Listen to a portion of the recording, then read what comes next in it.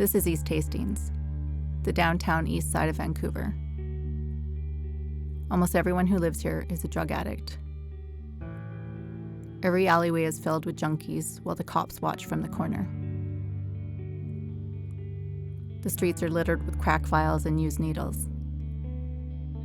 It's where Vancouver puts their addicts away from everyone's sight. It's like a no man's land.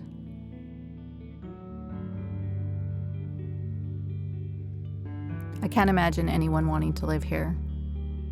It's terrifying just to walk through these streets. I never imagined myself here.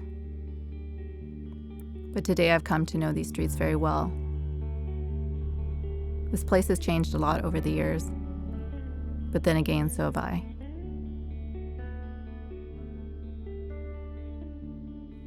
My journey begins here when I decide to come looking for my mother.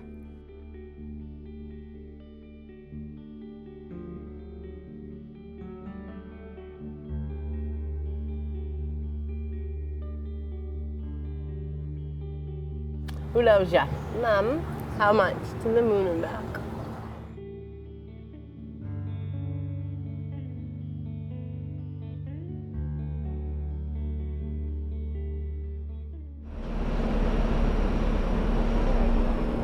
I was modeling in London when I got a really upsetting call from my mother.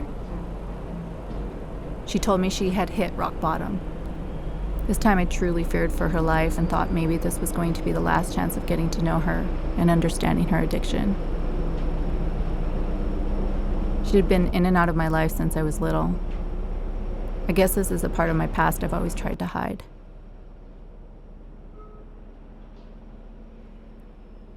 So I returned home to Canada. I guess I thought I could get her clean. This time she allowed me to film her, but I had no idea how hard this was going to be.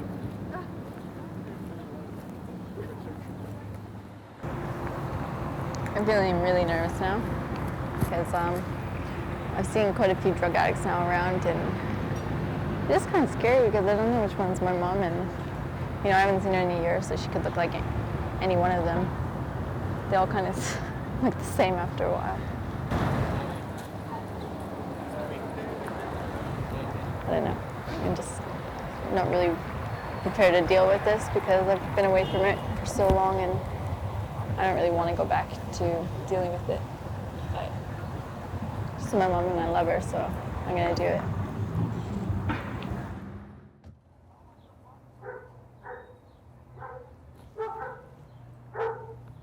Hello, is Katie there? I was at the steam clock and I didn't see you, so I walked down to where is it? Oh, I'm at Carroll Street and Water Street. My mom said she had an eye infection and she couldn't come pick me up. So she sent over this guy I've never met, her new roommate, another junkie named Lee.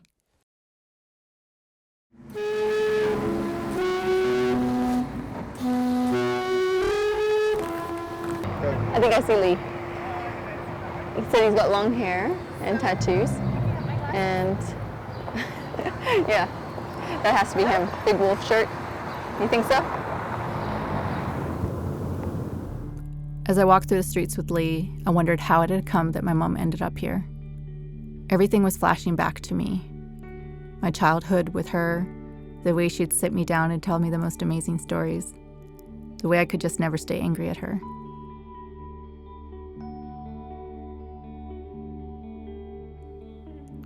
I used to imagine that one day I'd grow up to be just like her. My mom was always known for her free spirit and natural beauty. As a baby, she was adopted by a middle-class family.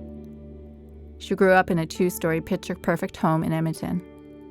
But when my grandparents divorced, her whole world collapsed. She started using drugs at a very early age, but it never consumed her. At 17, she met my father and fell in love. 3 years later, I was born. My father left my brother and I when I was 3, but despite that, I remember having a pretty happy childhood. I never knew my mom was battling an addiction until social services came to take us away.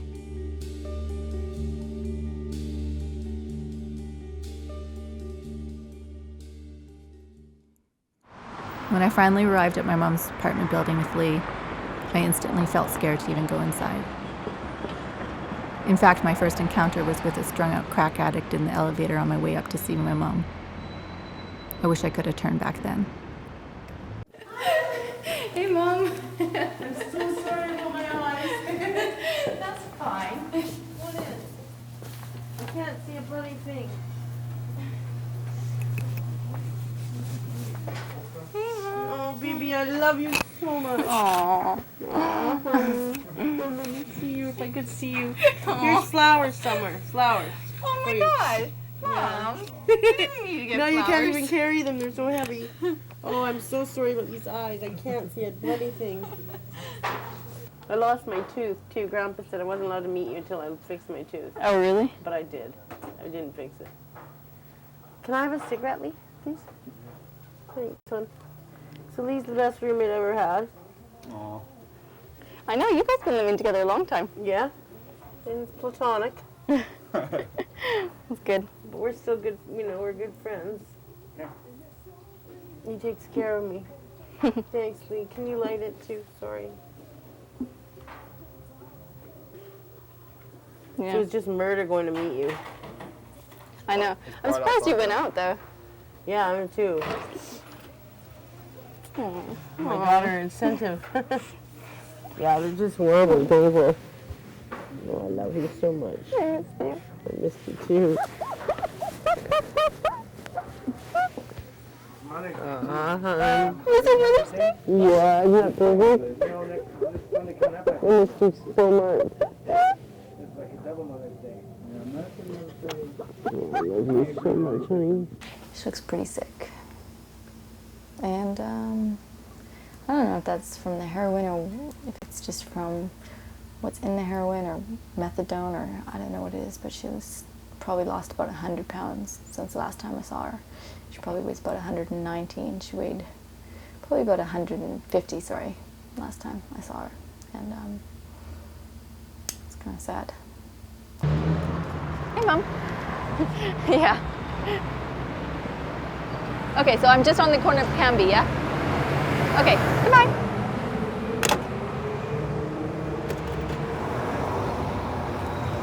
Hey, Mom.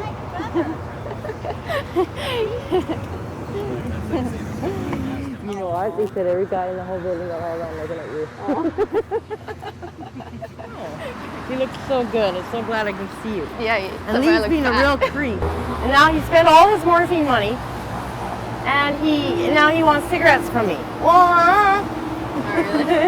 And now he thinks I'm going to give him some of this money because yesterday I spent with him the money on him. And then he thinks today I'm going to, after he sold all his morphine, bite me. No. Come on, kids. With the green, going with the brown boots. And of course the pants that don't quite fit at the length, so she snips them. And that's the latest style. Come on, everyone. Let's go to my house. And this is Grandpa and Jesse and everybody. And my brother, Chris, who's dead. And this is Tarah's family. CT? Aw. Yeah. And there's Tarah and Matt in the tub. Oh, yeah. My mom once told me that these memories were the only thing that separated her from the other addicts in the area. It was some part of her that made her feel still worthy. It saddened me to think of this, yet it made me feel loved to know I was part of that, and to think of her carrying these from place to place. And then this is all the family, all the kids, and my brother. Matt. Look at Matt's first spiked hairdo. Oh, yeah, I remember that. Oh, wasn't he proud as punch? And Tarah. And Those are pretty flowers. Yeah. Oh, yeah, those are the ones from yesterday. Mm-hmm. Okay, so your bag of goodies. Starting with the best one for you. Vitamins. I saw that, sorry. You have to take these. I will. I'll take one now. Then Mom's Thanks. favorite. Thanks, Tarah. But they're not cold yet. That's okay. Want me to open it for you? Okay. Why are you? Because I'm strong. Oh, wow. Thanks. Cheers. Okay. Yeah, you can see. No, she needs to see because I used to be an alcoholic, bad alcoholic, wasn't I, Tarah? Yeah. And I do not touch alcohol because what I figured out was that I'm losing my dignity. every time I drank. How often do you need to get high? Do you go through withdrawals? It depends. On heroin, every 4 hours, depending on the kind of heroin. Yeah. But you start getting sick about every 4 hours. If it's got legs, which means a long standing power, then sometimes up to 8 hours. It'll hold you. But you know, your tolerance is always on the rise. Your resistance never fluctuates, but your tolerance does. Which means that your tolerance, you need more and more to get high or achieve not being sick, but your resistance stays the same. So your chances of overdose are much more higher as your tolerance rises. Does that make sense? I think so, yeah. And it can take just a little tiniest bit to make you overdose. I've never overdosed on cocaine. Never in my life. And I've been doing it since 1975, Tara. Wow. Still my baby girl, you know. Baby. Excuse me, I'm gonna grab this one. What is this you're doing now? This is a hose. So I don't burn my lips. Oh. And what are you smoking? This is not heroin, this is crack. Cocaine? Yeah. But I need a lighter. Uh-oh. Got it. Because heroin, I don't want to heighten my resistance or my tolerance any higher. This is all again. Idiot. Because if I do, I'm going to need more, and I'm trying to get off it. Like, I know how many people I know are on methadone that have been on for like 10, 12 years. And it's something you do to get off heroin. Do you guys smoke pot? No. Okay. Hash? No, nothing. Nothing?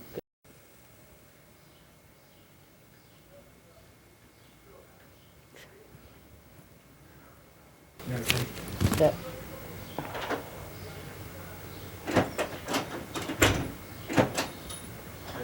You've not done anything yet? Not yet. Yeah, come on in.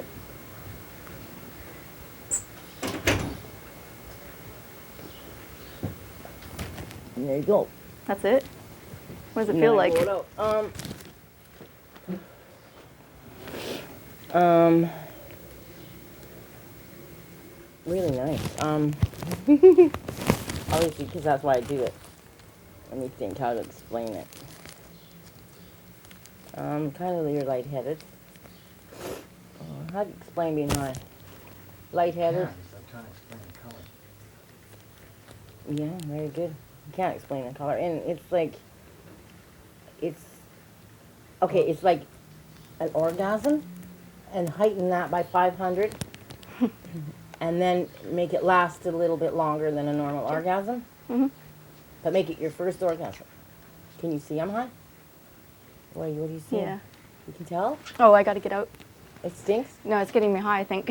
I'm No, feeling it weird. can't possibly. You sure? Yeah, I started. It can possibly not at all. But we'll open the window. Tara, that was the most profound feeling I just had. I've never been so disgusted in myself.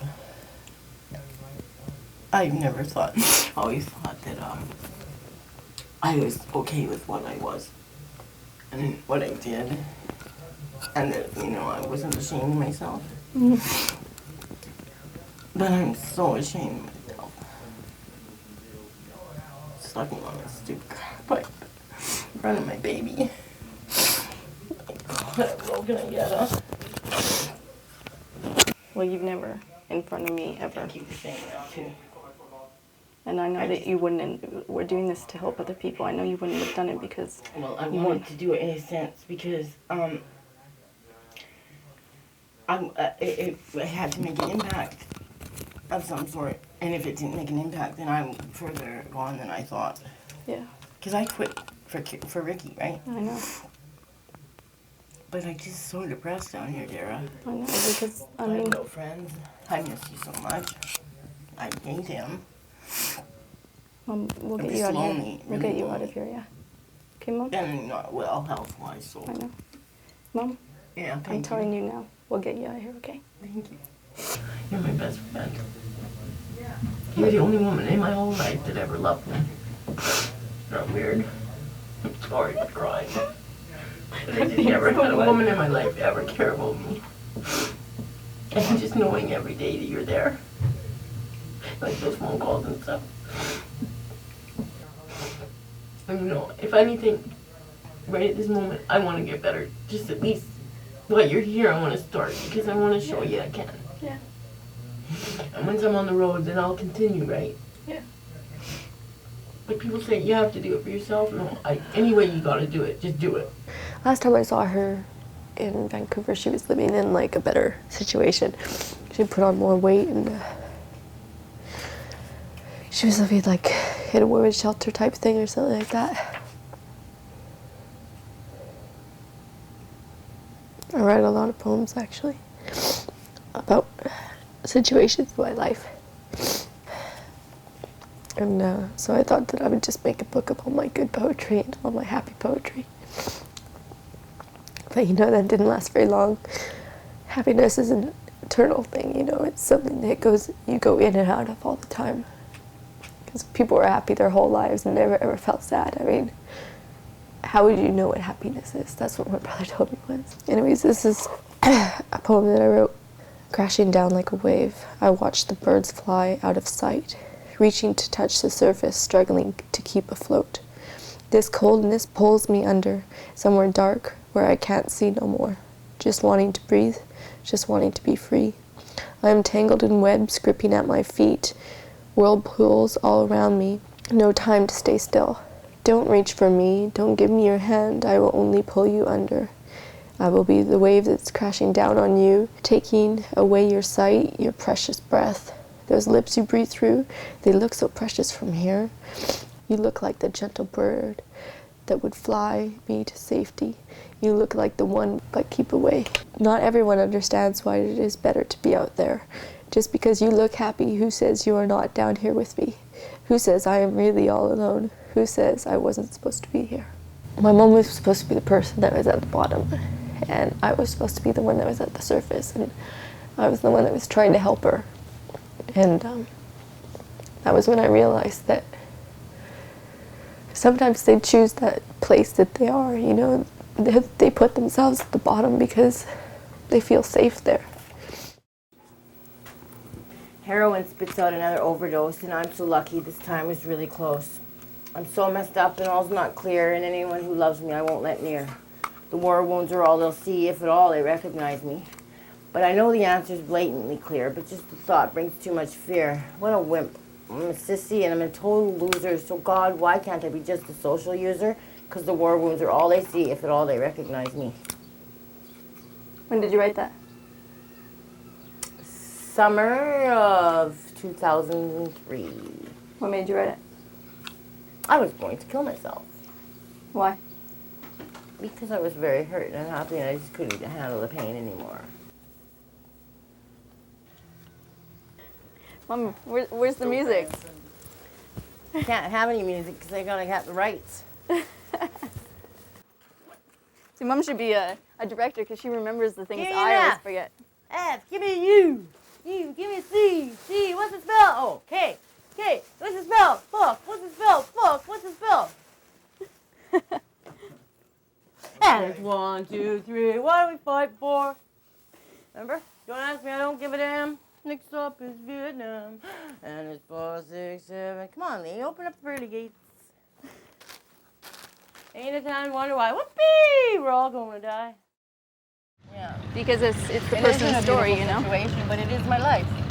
It's a And beautiful my life situation. Is beautiful. Yeah. I mean, look at my children. It's just wonderfully out and doing well. Like, you guys are doing so good.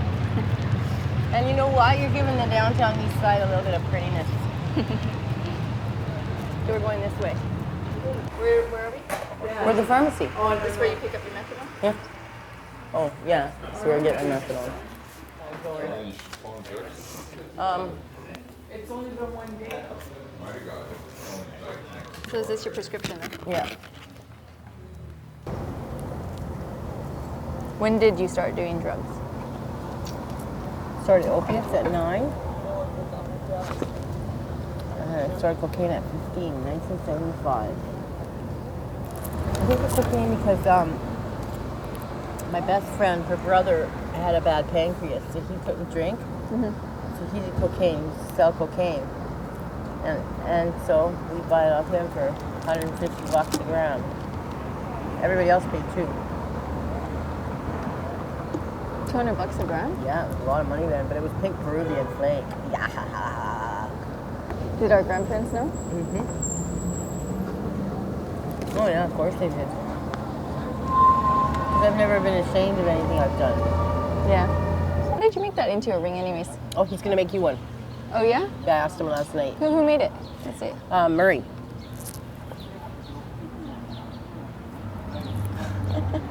Yeah, it's my old heroin spoon.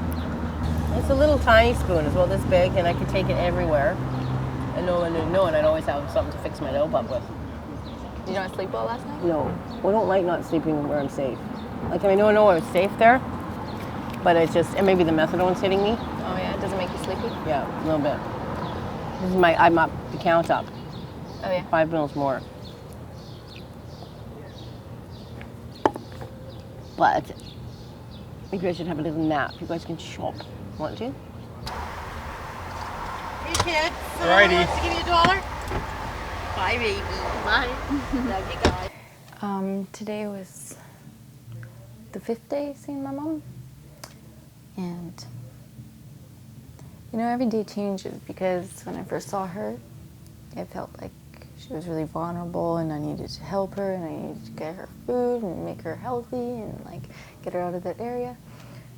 And every day that deteriorates because I see that she's still living the same lifestyle. She's not trying to change it. And she said she was going to. She said, like, the first day that we saw her, like, you know, oh, I have a reason to get better now and I know that the drugs aren't more powerful than my love for you and things like that.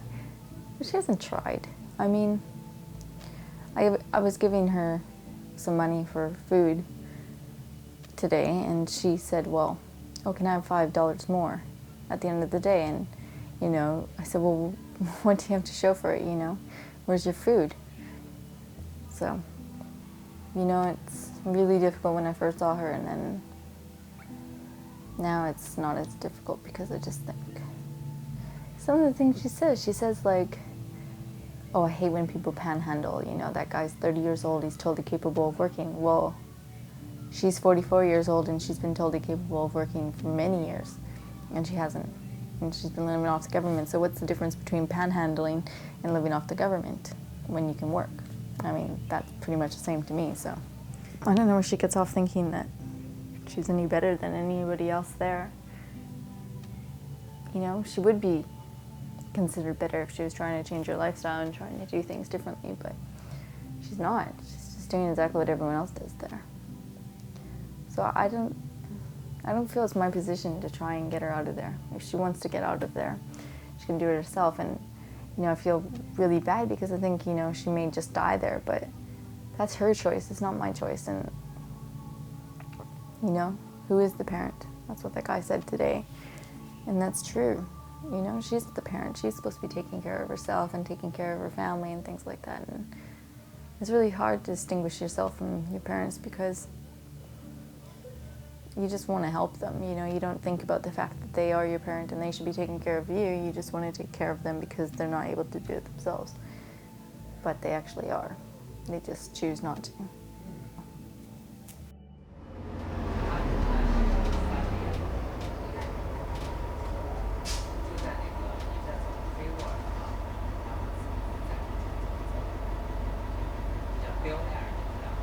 Let me think. There's a park. I know where. Where? There's people that might, well, it's not the prettiest park. Well, I know a kind of a park. Like over there by the Tinseltown. Oh. So he said the 40 mils probably won't carry me. But I was doing horsing every morning and then the mills would be okay. Obviously, you blame yourself for everything. Like, I'm my own worst enemy. yeah, well, come on. I'll get in the way of myself. I mean, now if I could do it, I would raise children now. Because I'm so much more devoted in time. Like I would just spend every moment with you guys. You wanted kids because you needed that love. That's what you told me. You needed somebody to love I needed you. a family. I needed blood. Yeah, because you were know all your adopted. life that you're not a part of that family. Yeah.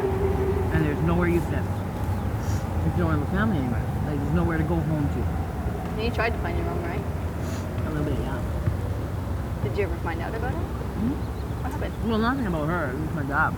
Oh, really? What did you find out? He was a truck driver, 5'9", Scandinavian, blue eyes, liked to dance. Came from 9 kids. Wow. See, I still have my candle lit in my heart. Yeah. I don't want it to go out. I think, like, that area there must be a lot of people that don't feel that way. No, you know, people here have accepted that this is where they are. And you never have. I don't belong here. You know, because I had a dream I was dying, and in the dream I was thinking about, you know, that this is it, I'm going to die. And then I thought, I have done sweet piss all. I haven't done anything. I can't die yet because I haven't done anything. And because I believe I had a revelation, an angel experience. And the reason I'm here is just to make people smile. Okay? As simple as that. And I never told anybody this, but you maybe. But it's just to make people smile, and that's like really simple, stupid little thing people might think, but just that little bit. So not though. It's just enough, and that's why I'm here. To make some people smile. But if I'm not smiling, I can't make other people smile. Hey, look, Mom. Oh! Look. Oh my good God! I carry these around with me all the time. Look at Skelly. Oh, I could just cry. He's so cute. He's so cute there. I showed it to him today, and I said, look how ugly I was. I said, how cute you were. Oh, you were just a chatterbox. Oh, I miss you guys so much. I like your hair there, though. I love that picture of you. That's when you were pregnant with me. Totally. That's me, huh? Yep, that's you, your modeling picture. It's pretty nice looking, isn't it? It used to make me jealous. When I wanted to start modeling, I used to look at that picture and I said, oh, I can never be that beautiful. I can never do that. I couldn't model. Which one do you want? I like the wolf, actually. The whole time I was in Boston, for Boston, I've had this spoon.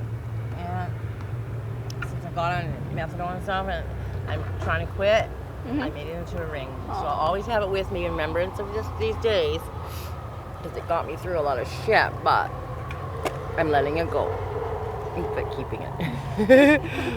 Well, you know, I can't forget that what made me here who I am today. Yeah. But I sure felt bad yesterday. You know, like how we kind of talked about, like, a couple years ago, we kind of talked about ourselves and, like, the things that we went through and how we feel about ourselves and everything like that. And, like, one thing that I always find really difficult is accepting myself for who I am. Like, I always feel like I'm not crazy enough, or I'm not, like... Oh my God, no! That's my problem. Really? All my life, Tarah, I was never a bad enough drug addict. Really? And I was never a bad enough kid at school. I was never a good enough student. I was never enough. I was never enough. And that's such a shitty feeling. Yeah. You know, like I won't go to doctors because I'm not sick enough. Yeah. Or they might think I'm a wuss. You know, and I like being a heroin addict, or I don't really have a problem because I'm not bad as a heroin addict should be. I could be way better, worse. Say goodnight, Gracie. You gotta say goodnight. Good night. Didn't you ever see the George Burns and Gracie Allen show? Oh. No. It's say goodnight, Gracie. Okay, Mom, we need And then you go, goodnight, Gracie. I love you. Goodnight, America. Today was a nice day. I saw my mom in a different environment and it felt a little nicer, a little bit fresher and cleaner. It's been pretty intense to see her in her apartment every day because, it's not a very nice place and it's not around very nice people and I just get freaked out. And anyways, I liked my day with her today. It was nice. It felt more like, my mom that I remembered, just being there with her and hanging out with her. But it's, I don't know. It's when she leaves me, I know she's going and doing drugs and she's going back to her lifestyle and everything. There's nothing I can do to change that. Anyways, I'll just have to see what happens. Today was a good day. And I'm actually left feeling a little bit happy. Well, who's our picking? Jeff there? Who's our picking? Okay, I'll try something else.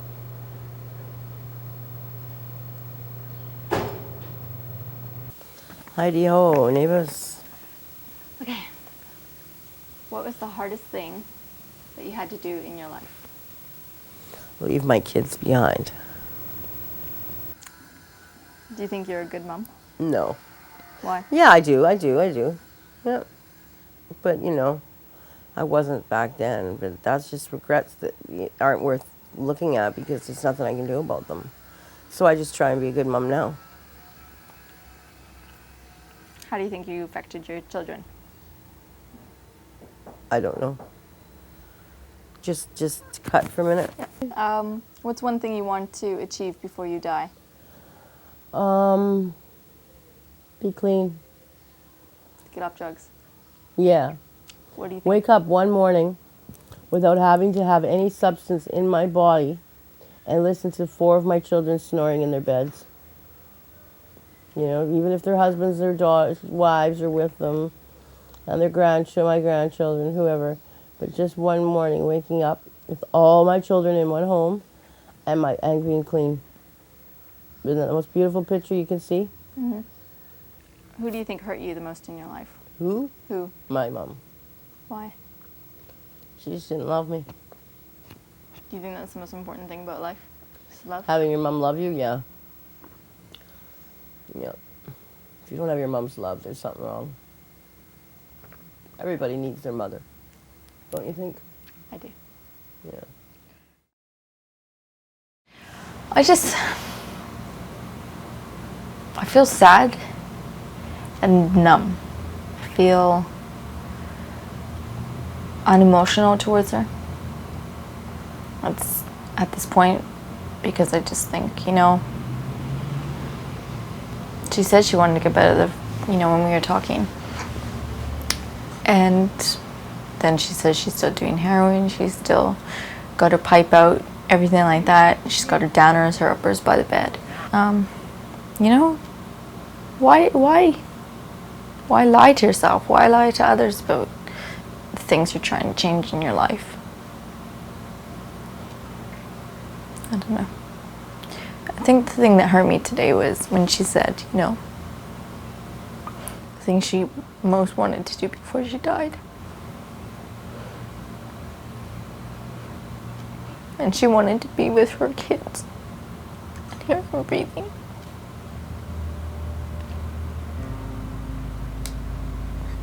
I know that it's her dream. We've always been her dream. She's always wanted to be a mother. She always wanted to love us.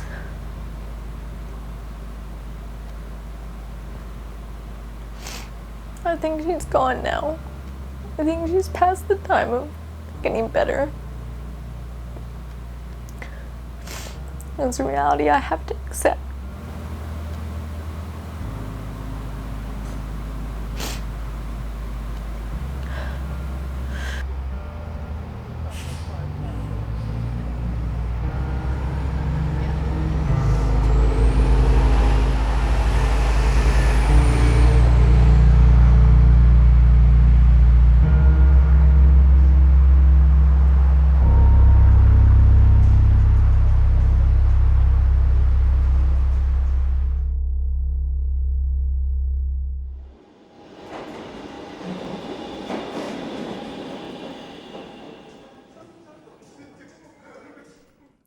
I returned back to New York and I was feeling defeated. It was harder than usual to keep my past from affecting my work and my personal life. I have it all put in a nice, safe place, but it doesn't mean it went away. It just means that I just don't touch it. And I think that I kind of need to just admit, probably to myself, that I don't let it out. I think I went through a lot more pain than I allow myself to remember. If I start pushing her towards those sort of things, she'll just push me away. And she's done that before. She's pushed everybody away, and it's taken so long to have her let me into her life and stay in her life. I'm calling my mom's doctor because I don't know where my mom is and I can't get a hold of her, so He's kind of like my last resort, and I call him when I can't find her. And I've heard some bad news from my grandpa about, well, I have an email. She called to say she was living on the streets in West End, Vancouver to avoid this guy. She has no resources and spent the night on the street. I sent her some money, and later she called again to say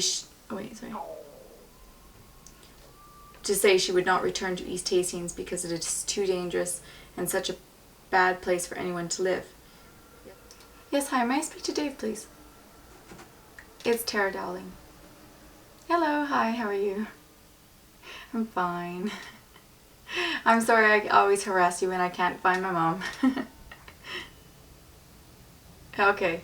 Well, my grandpa wrote me an email and he told me that she's living on the streets. Have you heard from her at all?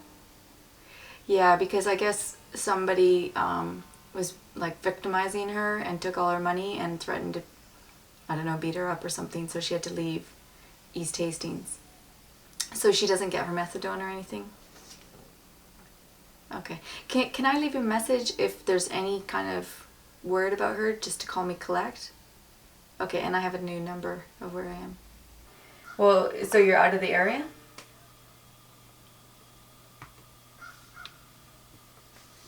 Oh, okay. Well, what happened with the recovery center? Well, that's good. Yeah. And then, you know, maybe Grandma can give you some money or something to... Oh, really? Yeah. What about, like, women's shelters and stuff?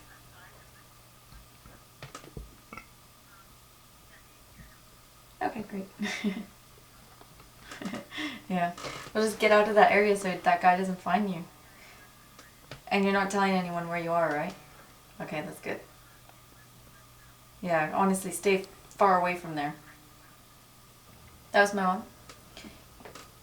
Good thing she called me back today, because I didn't think she'd go to her pharmacy because of this guy. And I'm gonna buy her a ticket to get out of Vancouver. And I can't buy her one to get to the States because I don't think she can get in, because she had problems last time. So I'm gonna get her a ticket to go stay with an old boyfriend of hers in Grand Prairie. So that's what I'm gonna do, and hopefully I can get her out of the area so she doesn't get beat up or killed or whatever. She says she's still clean. It's probably because she can't afford buying drugs. No, that's bad. Bad thinking. Anyways, okay.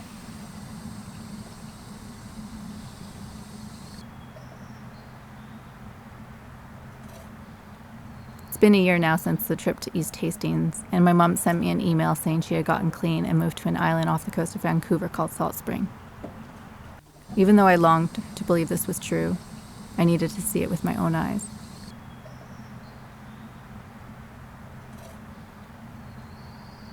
The green fields and forests were a dramatic contrast to where I'd last seen her. And as I pulled up to the trailer she was living in, I felt for the first time maybe things had changed for the better.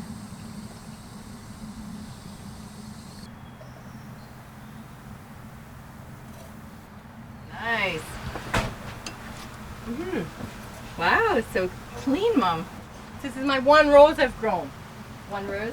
Yeah, it took forever. Wow, that's nice. Isn't that beautiful? And it just bloomed like 2 days ago. You don't want a little mini pizza? Look, they're tiny. No. Please? Why? Because then I won't eat by myself. I want to make two and They then... are pretty tiny, aren't they? Yeah, they're really tiny. I've been trying to eat healthy. It's health. So how did you get to this island? I was in Vancouver, in downtown, in the east side, or west end, and I was living with a buddy of mine just on the street. And this little old man came up to me, and I guess he'd been watching me for a couple of days. And he asked me a bunch of questions and asked me if I wanted to go to this place and, you know, have a shower and clean up, and he seemed harmless enough. So, I mean, I figured I could punch him out if I had to. He was so little. I told him I just wanted to get out of the life. And he just didn't think a person should ever live in a doorway. A woman should ever be living in a doorway. So he said he had some property and he needed someone to live on it for insurance or something. And so he offered me this place. And I figured I wasn't going to have to pay rent. I figured I was going to make all this money. But it didn't work out that way, but here I am. Safe and sound, clean. Ready? Soon? Mm-hmm. You just take, how much of that stuff do you have to take?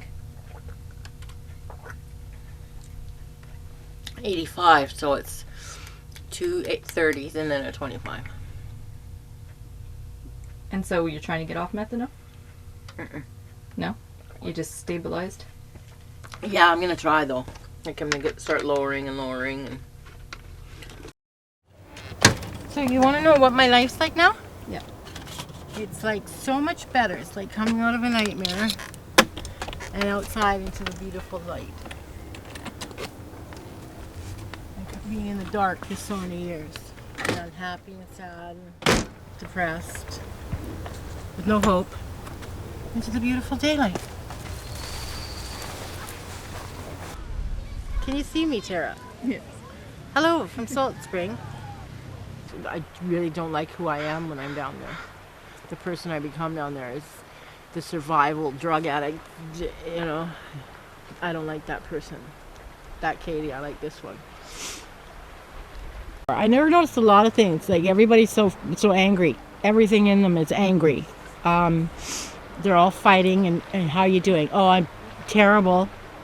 And they all they talk about is who's ripped them off. Like, are you so surprised that every time you get ripped off? I mean, that's what everybody does down there, is rip each other off. Like, the whole place was negative, and they were bitter, and no kidding. And they don't take any time just to enjoy getting high. I've just been like a year, but it's the best year of my life. Like, look, I've got you around me, got my kids phoning me, my dad, my mom, everybody. And it was just right, always there, and I just didn't know how to get it. And all I had to do was just be clean. So do you want to hear the bad news? Yes. What bad news? Jeremy's seen this girl on the island. No. Yeah. This girl on the island was always flirting with him, but she was really like unattractive, so I didn't think anything would come of it. Yeah. But she's really well known for stealing people's boyfriends. And yeah, So there's another woman. yeah. Ouch. Yeah. Oh gosh, Tarah. Yeah. Oh baby, I could cry. Well, how are you dealing with it? Oh well. No, huh? God, you were together so long. Come here, give me a hug. Well, Jesus, he was like forever. I know. Oh, it's sweet. Oh, it hurts so bad, doesn't it? Oh. It would have been nice to take the credit for her getting clean, but I think it was more luck and fear that pushed her to make that change. In any case, I was happy to have her back and to be able to spend some quality time with her. Do you think that being adopted was the reason that you longed to have your own family? Yeah, I think deep down, I think when you're born, you're not held by your maternal mother, so you're just put into a not an incubator, one of those little things they put babies in, and you're just held by the nurses, so, you know, you're alone. And I think that must have some sort of impact on a baby, you know. It's just born and there's no one there to love it. I think that must, because I know every person I've ever met who's been adopted, plus myself, there's a void. There's something missing in your soul. Can't describe it unless you feel it. When did you start to rebel? I guess when Grandpa left, because Grandma couldn't control us, or my mom couldn't control us, and she just went weird because she couldn't handle Grandpa leaving, and she went really weird, really buggy, and then she took me to the psychiatrist, doctor. He was fried. He used to say, "Why don't you just smoke a joint in front of your mom, just out of the blue, just light up a joint," because I was smoking pot and stuff, drinking and doing a bit of stuff, but pills or something. And it's acid. But Grandma let me move in with my boyfriend, and I was like 15. She didn't give a shit. And she certainly let me know. She put me in this, she used to always say, when I was little, you know, if you're not good, you can always go back where you came from. And that was an orphanage, right? After spending a few days catching up on the trailer, we went to visit my grandfather who lived nearby. My mother still had a close relationship with him, and together we planned a day trip to visit my childhood home. As we drove closer to the house where I lived when I was 6, I started to remember all the fun I had growing up there, like playing red light and green light with my mom's boyfriend at the time. I thought it would be nice to remind my mom of a happy memory I had. Think so? Yeah. Can we go walk closer to the house one? This one? Yeah. I don't like this, Tara. Why? I just don't like the vibes. I was a really controlled person here. You know, he would leave us out here and we had no way of getting anything. No phone, nothing. If something would happen to you guys, I'd be just lost. Oh, it's a dump, huh? It wasn't quite this dumpy. Believe me. I remember it being really nice. Yeah, we had made the garden. Well, you must have hid it all from us, Mom, because I don't remember it being horrible. This was one of Jesse's and my favorite memories. Is it? Yeah. Well, that's wonderful. See? No, it just feels weird because I was such a abused person. Yeah. I mean, he abused me so badly, and Jesse, and I hate this memory. He hurt us so badly, and I put up with it. That's the worst part. But I'm a different woman now. You are. Will never ever let a man touch me, except in tender moments, and if he's rich. Can we walk around to the garden, Mom? It's back here. Time after time, I saw my mom get abused by her boyfriends. I felt a bit closer to her knowing that at least she tried to protect us from seeing her pain. Think of my children Think playing. of us playing on this. What a beautiful thought, huh? My beautiful kids. I miss you guys so much. Yeah, but look, Mom, by you touching that, don't you feel us? Yeah, couldn't you tell? Yeah. Yeah. I want to hug it. I want to hug you. Do you remember this place, Grandpa? Oh, very well. What do you remember about it? I didn't like to see my family living here because it was so run down. And it wasn't a very happy place. Anyway, I'm glad you're not here anymore. Me too. How many places do you think we lived in total while we were in BC? 9. That many? Yeah. How many, 9 Mom? different places? 9? Yeah. You went to 11 You were schools vagabonds in in 2 your years. own country. Here we go, everybody, on the big scary ferry boat. Jesse goes on a junkie boat.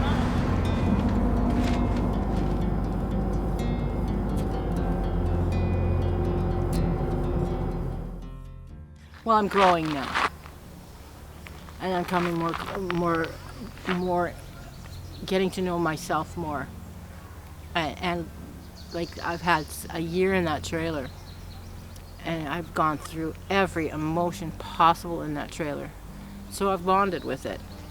It's you know, I've been all by myself, and I've got to know who I am. I spent a lot of time alone, so I've got to know who I am, and I kind of like who I am. Way better than I ever liked myself when I was using. It's like, it's not, you can't even compare the difference. I didn't even know who I was. I didn't know what I wanted. I can't believe that I was so blind. It's so, that life is nothing. It's just nothing positive. Except when you get a good hit, and that's about all you get. There's nothing. I don't need a good hit. I got a good hit every day. It's just being clean. So I would never go back. I've gone back once or twice just to know why I left it. But for, you know, being high every day of my life for the last 20 years, and then for 1 year only screwing up twice, I think that's pretty damn good. And I always came back. I only did it for a day or two, and then I got back here. So I'm pretty proud. Are you ready, Mom? Uh-huh. How did you feel the first time we were taken away? Oh, Tara, no, I don't want to go on that right now. Not a chance. Never mind. I don't want to go there. Okay. How come? I just don't want to go there right now. In my head. In my heart. No. How does it make you feel to think like... Well, obviously unpleasant, so that's why I'm saying no. No, but I just mean like when you're dealing with stuff right now, like what is well, it that if I'm not strong enough, I'm not going to deal with it. It'll come to me when I'm ready to deal with it. And I'm not ready to deal with that yet. I left my mom feeling more connected to her. Even though I was happy for her to be clean, I still had so much hurt and pain bottled up inside of me. And when I returned to New York, I couldn't hide it anymore.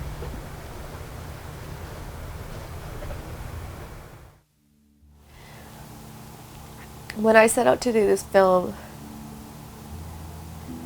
I had no idea what I wanted to get. I wanted to capture my mom's lifestyle. I wanted to make a documentary for kids to help them to see the beauty of their parents. The beauty that I saw in my mom, which is true. I didn't know that I would understand things when I looked through the pain. When I watched myself crying in front of the camera, and it hurt me. And I allowed myself to cry for once.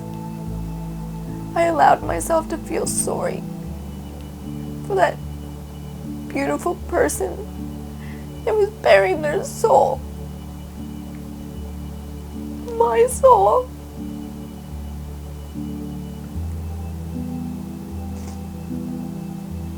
My pain.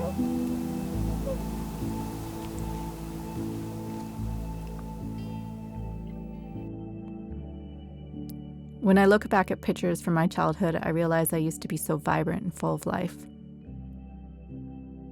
But at the age of 5, all that changed when I was put in foster care for the first time. I didn't understand then why I was taken away from my mom, and so I started to hate myself, thinking it was my fault. I found it hard not to have my mother around to love me, and I started to withdraw from life. I pushed her out of my heart at age 11. I went through her whole death inside of me so she couldn't hurt me anymore by the choices she was making. When I turned 13, I made a difficult decision to go out for adoption. I even went on a local TV station trying to find a home. Because I want to find the right family for me. What's the right family? One that's caring, loving, that understands me and things I like. In the end, I didn't decide to go through with the adoption. I still believed in my heart that my mom was going to get better. I spent the next few years in foster care, and when I turned 16, I left my family and my past behind. Going through all this new understanding of myself, of the kid that I was, of the person I am today. And I would never have understood who I am today without going through this whole process, without looking back into my past, without covering my eyes from what happened, which I had done for so long. I was just running away from it, just like my mom runs away from her pain.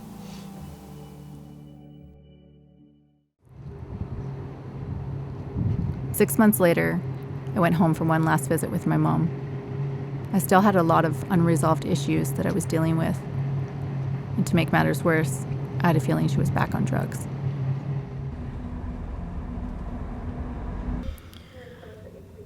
Well, I'm at the ferry now, and I just feel really nervous. I feel really bad. You know, I don't want my mom to look bad, and I don't want to catch her doing drugs, like sneaking up on her and trying to expose her or something. I really debated whether I was going to film this or not. But I just feel it's pretty important that I show what I go through. You know, it's not an easy struggle with me. You know, it really hurts a lot. I mean, when she called and she was high, my whole body just went numb, and it hurts every time, you know. It's not an easier process, you know, as time goes on. It's painful, no matter which way I look at it.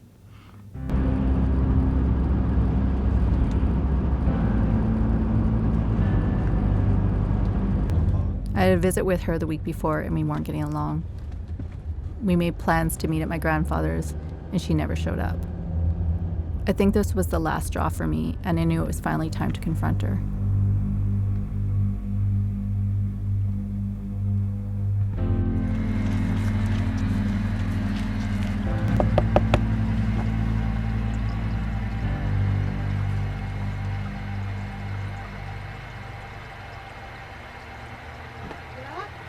Mom?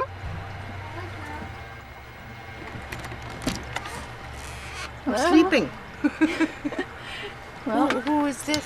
This is my friend Chris. I'm Chris, hi. Oh, Tarah, I'm sleeping. Well, Mom? You could have warned me. Well, because, Mom, this is life, and this is how I want it, and I want to show exactly everything, Mom. I want to show our relationship as it is. I don't want to come in there and just talk about everything and smooth everything over and be like... I'm not going to talk about that. I don't even... You're going to talk about what? Anything. Why? Well, you could have just told me you were coming. Why? So you could be prepared? No, I'm... Fuck. Shut the door, okay? Why? So I can get dressed? Okay, fine.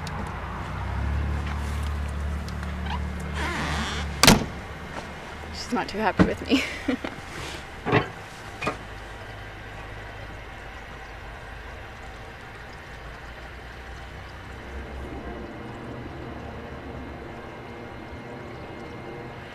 Everything is that film.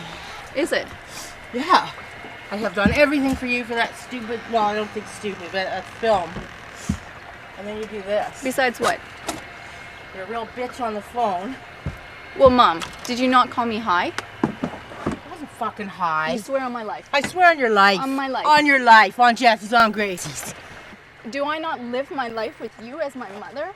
Yeah, Do when I it's not convenient. Face it? No, Mom. Do I Oh, not no. face every fucking day thinking, you know what, has she overdosed? I didn't phone you high. Why didn't Mom, you ask you were me? high. I wasn't high. Mom, you were. Why are you so angry at me? That hurts Because me. this is bullshit. It's not bullshit. Because you Mom, assume I was high? No, Mom, you were high. Well, then you go ahead and think that. I already told you whether I was or wasn't. Then why didn't you email back?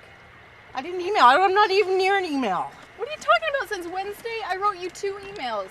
I wasn't high. I was right here. Why don't you ask Bonnie? Mom, you did this 3 months ago. What? You went off and screwed up. You weren't here? Exactly, I wasn't here, but you know what? I'm scared every fucking time it's a Wednesday and your money comes. And I think, how do you think I reacted last time you said Lee's gonna come over and I fucking stressed and I couldn't work and it affects Well, then me. I've tried to take care of Lee. He shows up. I don't know what to do about it. He comes.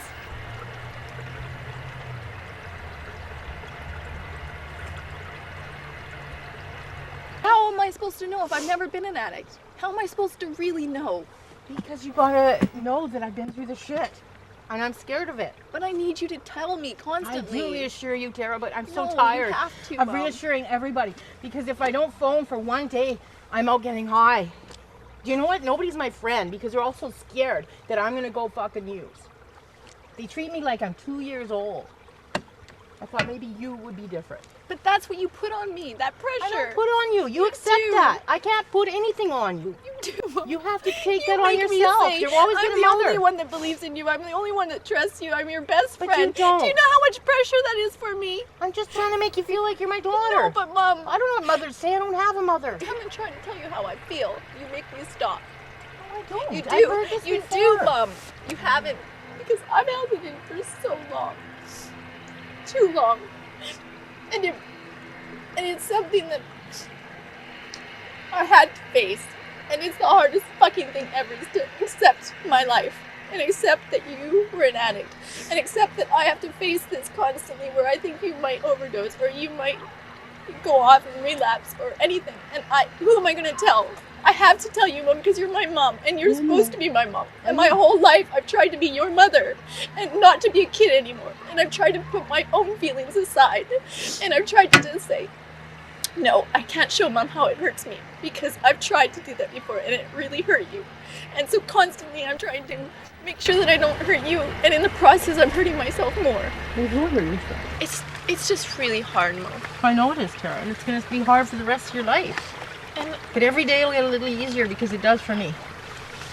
It just doesn't get easier when my feelings get hurt because I'm still a little kid with my feelings because I buried them all my life. I still don't know how to deal with feelings yet.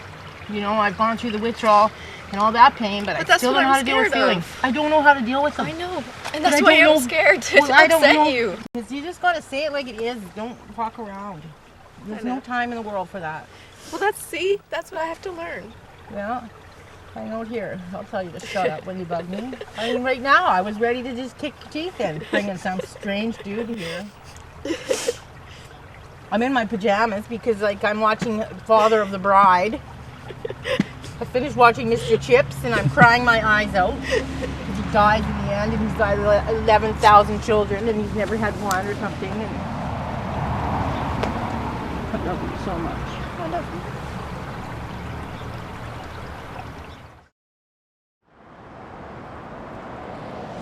I finally felt like the journey was coming to an end, and I wanted to take one last look at where it all began.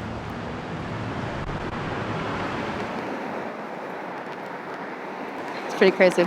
I mean, it takes me like 2 seconds just to see a bunch of addicts shooting up or using or something, and then it just reminds me, you know, like where I am and where I am in my life, and, you know, I can't relate to this life.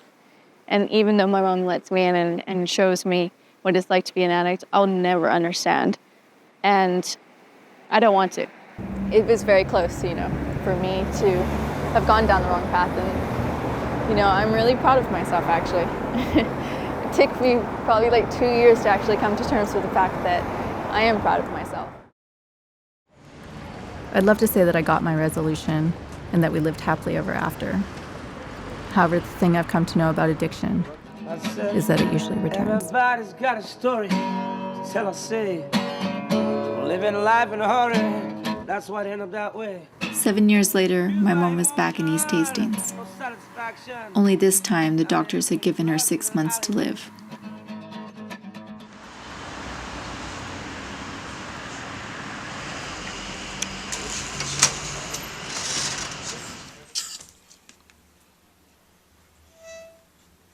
You don't let it wrestle. When it makes that sound, you've taken it too hard.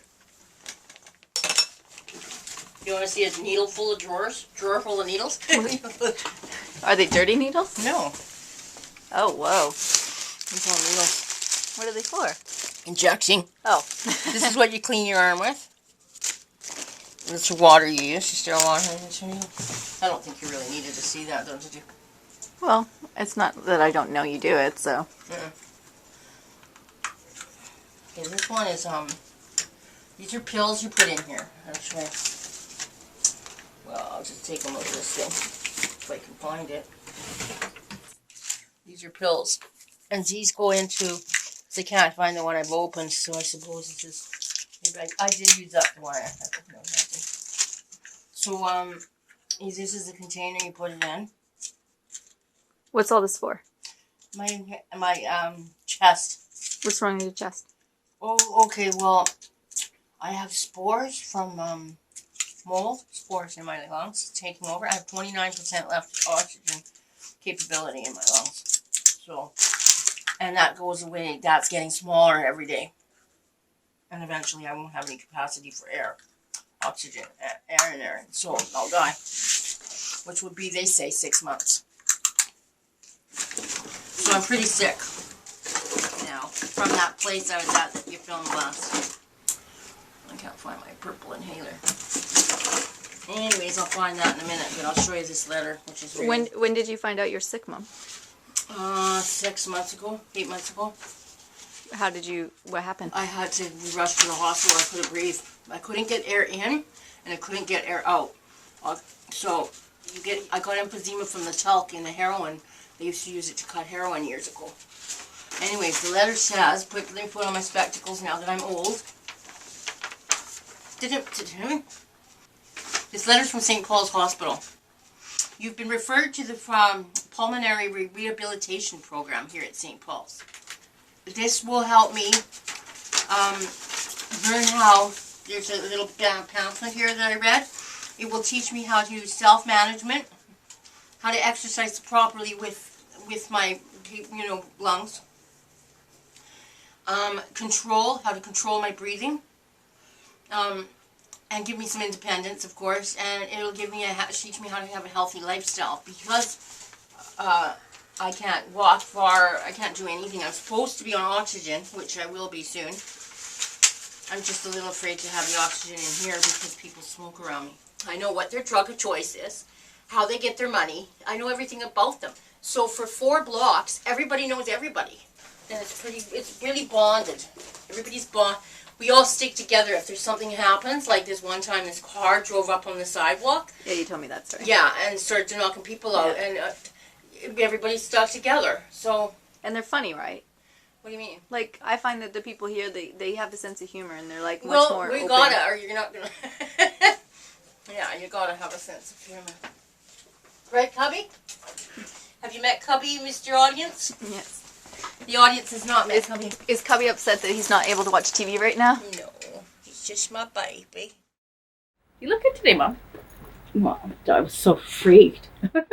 Yeah. Oh, man. I felt like there was some purpose for me to have this life, you know? Yeah. And for you to have your addiction and for me to be the child of you and like all this stuff. And I felt like... What I don't understand too is I'm an addict, but I am nothing. You're not like anybody other addicts. I know. And everybody says this. They go, you're not at all like everybody else. Like I'm not. So I don't know why. I just like escaping, I suppose. I don't know. I like anything that's pleasurable. I like doing. This film is about... about your relationship with your parents and like overcoming whatever it is that you can keep that bond. Because it's not all parents, it's not just drugs. All parents, some parents are addicted to gambling, some parents are addicted to sex, some parents are addicted to food, some parents are addicted to anything, you know? So it's just children working it out with their mom and dad. Exactly. So I don't know, but so if I have to be an addict to teach you guys how to accept things. Yeah, well, that's what I say all the time. I'm like, I've learned, like, compassion. Yeah. I've learned to be accepting through you because, like, I love you so much that I just accept you. And, like, it hasn't always been easy. No, I know. But we've done it. Like, now we're at a point in our relationship where we actually, truly can just be normal with each other. Be friends. And, like, you can say and do whatever you want. And, like, you and know I've been waiting a long time for this. Yeah. You guys was what kept me alive. Yeah. I'm 50-something years old, and I'm still here. And I've been hardcore addict. Yeah. Where most people would be dead by now. Well, everyone I know is. I just needed somewhere to belong. I haven't found... I'm with you. That's home now. Yeah. And I'm okay now because I have a connection with you all. Yeah. But I need a home. Yeah. This isn't home. The trailer wasn't home. Well, you need grounding. Yeah, I need safety and security. Yeah. And I don't ever do that anymore. I mean, that disgusts me. Do what? Smoke crack. I don't... Seeing me smoking a pipe was just, oh, God, no. Yeah. Because I just don't like that at all anymore. I know. Well, that's the thing that's made it so much easier for me, though, is, like, I wasn't able to connect with you very much because you were doing those things. Yeah. But now that you're not doing them, you're, like, really clear. And, like, well, because I don't do dope anymore except one thing. I just, hit a coke once in a while, but I don't smoke crack. And I don't do heroin. I got all cloudy. I was doing a lot of heroin then. I was clean, never ever totally clean, because I was on methadone. Methadone's really, it numbs your head. But I mean, that's prescribed though. Yeah, but that's just because it's prescribed. It's still a dope. Yeah. I mean, it's bad shit. I mean, you can't think clearly, and when you're dope sick from that, it's like 6 months of hell. Oh. You can't think. I mean, just after 12 hours or something, you can't think. It's horrible. How do you get off that then? Well, you just do it. Could you? Yeah, I'm going to. I think my mom was really freaked out because she hasn't fully acknowledged her illness, and her and I haven't talked about it, so she didn't feel comfortable doing that on camera, and like she was really emotional, and so we just kind of talked. I tried to just be more casual with her. As soon as we talked about anything really heavy where she got emotional and she started crying, she instantly wanted to get high, and she was like, that's why I want to get high. And now we were going to go for coffee and she just left. So I'm kind of feeling like she might have went to go get something. I don't know. She's been really clear the whole time that I've been here. She hasn't really been using, so only once I went there and she was pretty messed up. And I felt totally uncomfortable, so I tried to get out of there as fast as I could. So I hope that she's not going to get high right now. And I'm sitting outside of a coffee shop because it's closed and I'm waiting for her. It's kind of weird. And it's nighttime, and she told me not to stand on the street because this is when all the crazy people come out, which you can start to see. Yeah.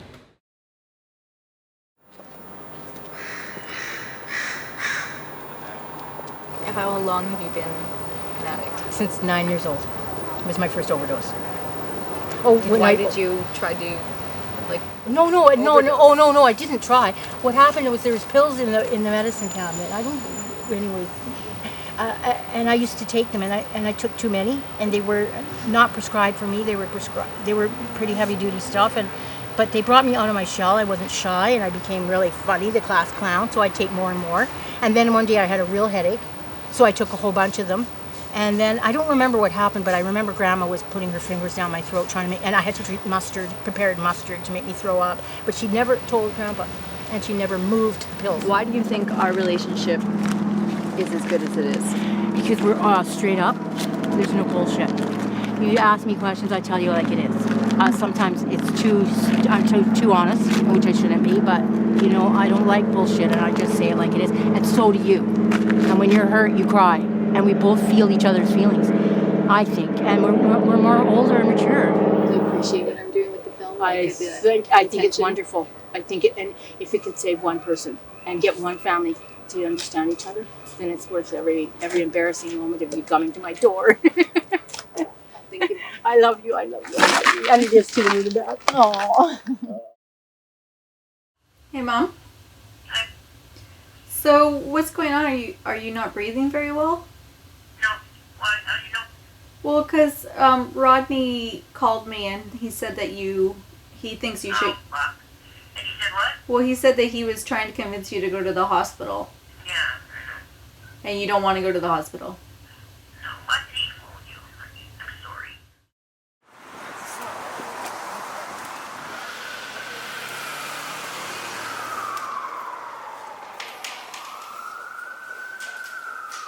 Do you have your emphysema? I have emphysema, I have mold spores, I have asthma, and I have COPD. Pretty much got the fucking shit dealing. You know what I thought was interesting was how we were on their little cart the other day and we were running around and you were like doing your little things to get your dope. Yeah.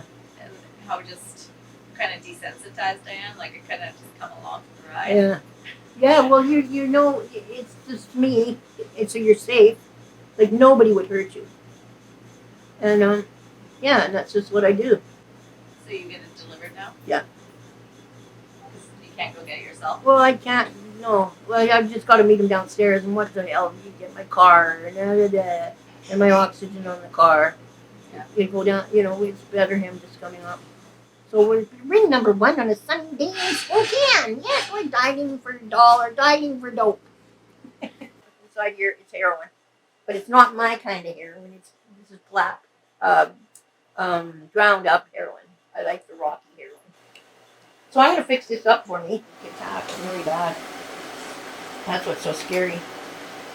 Yeah, I'm on 100 milligrams of morphine. That's 6 100 milligram morphine every morning and 6 100 milligrams every night. And still, I gotta do heroin on top of it. Why? Because it's not enough. You know, I still get sick.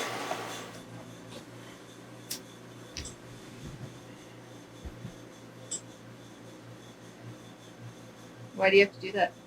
You have to cook it down. I can't inject a rock.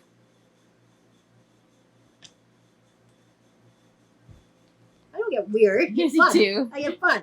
No, He weird. loved it when I was on heroin. How do you know? He told me. Oh, Lee. Yeah. Oh, I thought you said me. Oh, no. Lee. One time I taped my hair to the back of the chair. He was sleeping. And so, and the fan was on, right? So I taped my hair to the back of the chair so it would go over his face and tickle his nose. And so he's sleeping and he kept rubbing his nose. I laughed all night. I was having fun with him because he passed out on me. Went to sleep. You get the opposite effect that you get when you do the heroin. So you get pleasure, you get pain. Constipated when you have it, you get shits when you don't have it. So when you have COPD, which I have, it speeds up my heart rate and gets me into attacks because I can't get my breath. So it's very dangerous not to have my heroin when I have to have it. But I got into it sometime soon because it gets hard in here. Oh. Because there's a lot of chemicals in it. Yeah. You can't film me shooting up. I don't want to. It's not right. I don't want to. No, I don't want you to. I don't want anyone seeing that. That's very personal and private thing. But I got it. But you know why it's like that? It's because this stuff burns like hell when you put it in. It burns your veins right out. Oh, that does not look good, Mom. I know. It's infected. Oh, it's really infected. I know. You open up this, snap it, suck up the Narcan, fucking muscle it right into the muscle, and woof woof. That's it. What happens? Woof woof. Say woof woof. What is it for? Woof woof. Oh, it's for Narcan. It's for heroin overdose.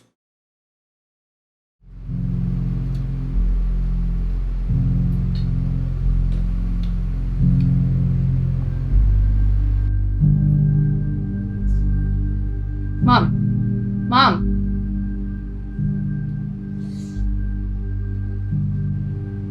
Well, welcome back. Oh! Did you tape that? No. Okay. What? The part where you're doing it? Doing what? Making your happy sauce? Mom. Hey, Mom. Come on. Mom? You're gonna fall off the bed. No. Yes, you will. No, I won't. Yes, you will.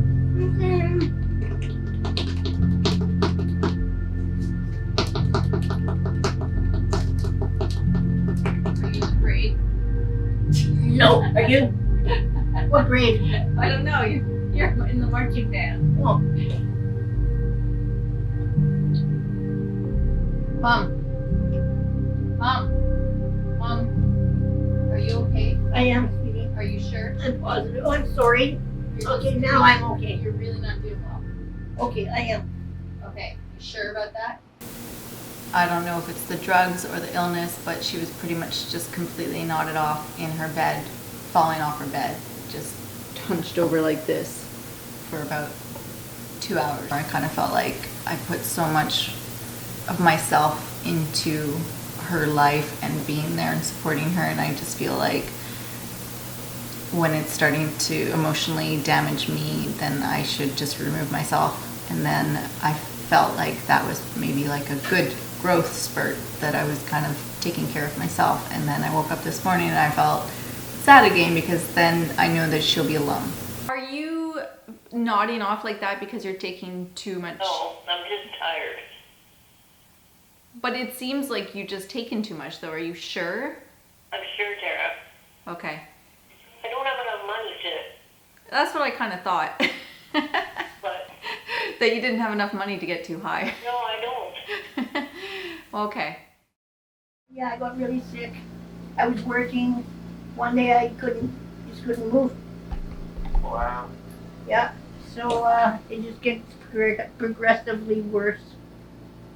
Right. And now I have big bad attacks, and eventually one of them will take me away. Come on, please come back. Don't give me those sad eyes. I'm not. Oh, really, dear, I mean it. Come back. Never, Mom. I don't want you to go. Thursday. Thursday I'll come. Okay, I get all day Thursday. I'll come really early and you get me till 2. Till 2. Okay? Lovely. Yeah. I left my mom upstairs because she's sleeping and she's not feeling very good today. She also continues to keep doing the drugs, and kind of just got into a place where I'm like desensitized to it, and I feel like if she doesn't do the drugs, she's probably going to have an attack and then she'll be put in the hospital. So it's so weird to get to a place where it's not that I don't care. I think I just don't have any thoughts towards it, kind of. I just let her be an addict. I feel like she's probably not going to be here after I leave for much longer. And that means that this is the last time to film her.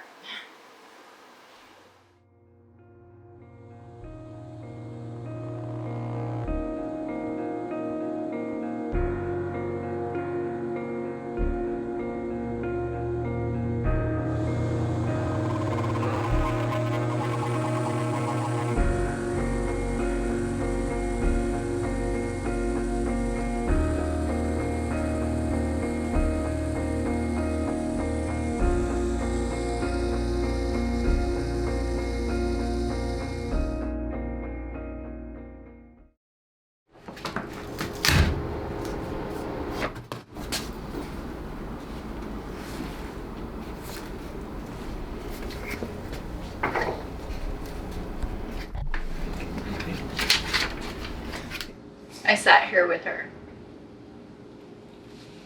She was right here. And I got to hold her as she passed away on this bed. And I remember at one moment when they were injecting her with this medicine that would take her life, I felt her in me. And I felt like she was seen through my eyes for a second. And she wanted to see what she was leaving behind. And we looked at the window. She loved looking outside. And we took that in. And we looked through the room and all the beautiful people that were standing around her. And we looked at her memorial wall over here with her friends that have passed on. I loved brightening her life for her. I loved being that person that was her ride or die. I loved being her best friend. And our saying was, when we were little, my mom and I would say, "How much do you love me?" And she'd go, "To the moon and back." And so this was our saying throughout, always, just to the moon and back.